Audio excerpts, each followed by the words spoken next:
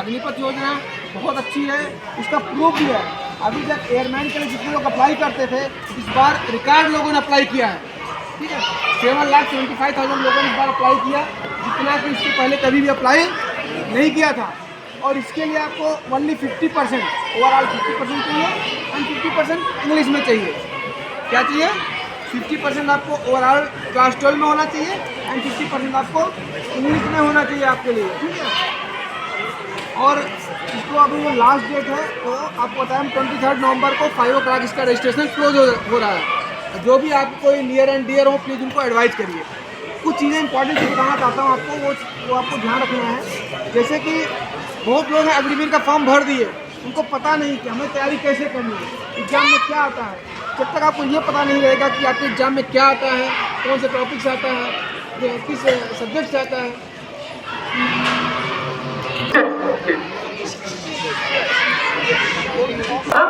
जो अग्निपथ स्कीम के तहत जो अग्निवीर वायु का है, उसमें क्या है कि आपको पता होगा, जैसे पहले एयरफोर्स में ग्रुप एक्स था, ग्रुप वाई था, उसी तरह से अभी साइंस स्ट्रीम है and other than science stream है। तो जो साइंस स्ट्रीम है उसमें जो एग्जाम होता है, उसमें फिजिक्स 25 क्वेश्चन होते हैं, मैथ 25 क्वेश्चन होता है एंड 20 क्वेश्चन इंग्लिश के होते हैं। और जो ग्रुप वाई की तर्ज पर जो अदर देन साइंस स्ट्रीम अभी शुरू हुआ है, उसमें 20 मार्क्स का इंग्लिश होता है एंड 30 मार्क्स का रागा होता है, रीजनल जनरल अवेयरनेस, ठीक है। तो उसमें क्या है कि अगर कोई भी स्टूडेंट ऐसा है जो एक्स और वाई दोनों के लिए एलिजिबल है, science stream and other than science दोनों के लिए एलिजिबल है, तो वो स्टूडेंट जो है दोनों आपको कर सकता है। उसको इंग्लिश का एग्जाम देना होगा और साथ ही साथ मैथ, फिजिक्स एंड रागा, इन तीनों को क्लियर करना होगा, तो वो दोनों स्ट्रीम के लिए एलिजिबल हो जाएगा। ये रिटर्न एग्जाम को शायद आपको टाइम से वेट कर रहे हैं क्या? बाहर टाइम हो गया आप लोगों को, मुझे बताया गया ऐसा।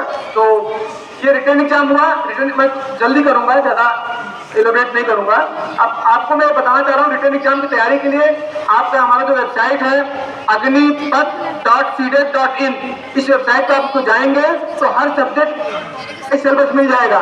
तो जैसे मैथ, आपका मैथ का पेपर है, पूरा मैथ आपको पढ़ने की जरूरत नहीं है। आप लोग जाइए, देखिए मैथ में क्या क्या टॉपिक से क्वेश्चन आते हैं, आप लोग उसी टॉपिक की तैयारी करिए। और ये न केवल अग्निवीर के,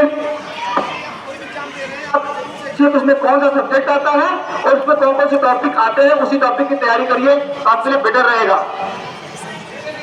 आपको फिजिकल के लिए बोला जाता है, फिजिकल 1.6 किलोमीटर रन होता है, उसमें आपको टाइम अभी 7 मिनट कर दिया, अभी तक 6.5 था, अभी 7 मिनट में आपको 1.6 किलोमीटर का रन कवर करना है और गर्ल्स के लिए 8 मिनट किया हुआ है। इसके बाद 10 पुशअप, 10 सिटअप, 20 स्क्वाट्स है। फिर एक साइकोलॉजिकल टेस्ट होता है, 45 क्वेश्चन होते हैं आपके साथ है। इसके बाद एक एडॉप्टेबिलिटी टेस्ट भी होता है, जो कि ग्रुप डिस्कशन की तरह होता है, वो एग्जाम होता है। इसके बाद फिर आपका डॉक्यूमेंट वेरिफिकेशन होता है। डॉक्यूमेंट वेरिफिकेशन में बहुत इंपॉर्टेंट पॉइंट मैं कवर करना चाहता हूँ।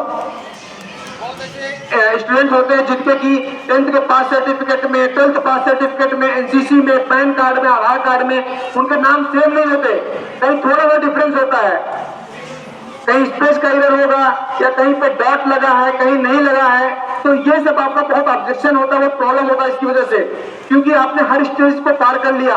लेकिन आपको अगर ये डॉक्यूमेंट में आपको डिफरेंस है, नेम में डिफरेंस है, तो आपको वहां पे CSV इशू किया जाता है। आपको विदिन 30 डेज में अंदर उसको करेक्ट कराकर दोबारा रेक्टिफाइड डॉक्यूमेंट प्रोड्यूस करने होते हैं, और वो अगर आप नहीं प्रोड्यूस कर पाते तो आपका कैंडिडेट कैंसिल हो जाता है। तो इसलिए मेरा एडवाइस है आप लोगों से, मेरा रिक्वेस्ट है कि आप लोग अभी से अपने डॉक्यूमेंट को, आपके पास आधार कार्ड हो, पैन कार्ड हो, 10th का सर्टिफिकेट है, 10th की मार्कशीट है, 12th मार्कशीट है, 12th सर्टिफिकेट है, इस सब में इंश्योर करिए कि आपका नाम, आपके पिता का नाम, डेट ऑफ बर्थ, सारे डाटा बिल्कुल एज इट इज हो, उसमें न तो कोई डॉट का डिफरेंस हो, न तो स्पेस का डिफरेंस हो, नहीं आगे चल के आपको बहुत दिक्कत आएगी।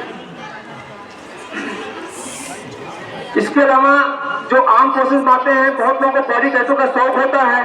बॉडी टैटू आर्म फोर्सेस में परमिटेड नहीं है, बहुत एक लिमिटेड जगह है, यहाँ से यहाँ तक और यहाँ से यहाँ तक, बस इतने दूरी में, और बैक साइड पाम के बैक में यहाँ पे परमिटेड है। लेकिन इसको आप परमिटेड समझिए ना, क्योंकि इसमें बहुत सारे कंडीशंस हैं। ये किसी भी मतलब हमें नेचर के खिलाफ, कास्ट, क्रीड रिलीजन के खिलाफ नहीं होना चाहिए। बहुत लोग ऐसे जो यहाँ पे है इसके बावजूद रिजेक्ट हो जाते हैं। तो अगर आपको आर्म फोर्सेस के बारे में सोचना है तो प्लीज आप लोग बॉडी टैटू कभी नहीं लगवाइएगा। इंग्लिश